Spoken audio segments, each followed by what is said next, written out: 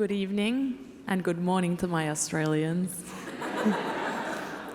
In the 16th century, the Jewish mystic Isaac Luria, better known as the Arizal, explained a concept from Kabbalah called Shvirat HaKelim. The story goes like this.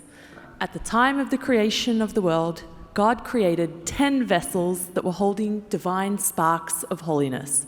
Due to the intense power of these divine sparks, the vessels they were in could not remain intact, and they burst open. Whoosh! A shower of sparks from these 10 vessels spread divine particles throughout the world. These sparks went to every place and every country imaginable. Why did this happen? Because the holiness was too great to be contained. Looking at Jewish history, there are very few places in the world where Jews have not tried to settle. According to the Arizal, Jews in every region, far and wide, live there in order to gather these sparks of holiness and make them accessible to everyone. And when enough of these holy shards have finally been gathered, the broken vessels will be restored and the world will finally be considered complete again.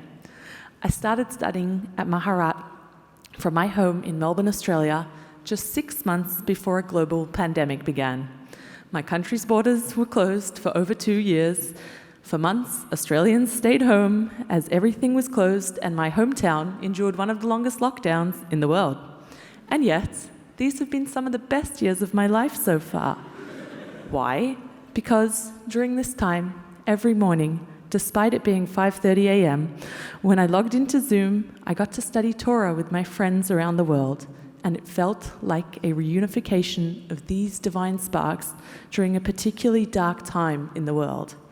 Living on the other side of the world, I find comfort in the Shvirat HaKelim story, and I feel eternally grateful to study Torah when local opportunities are scarce, grateful to have friends who feel close despite living very far away, and grateful to be part of a generation of women who are finding these divine sparks that have been scattered for so long.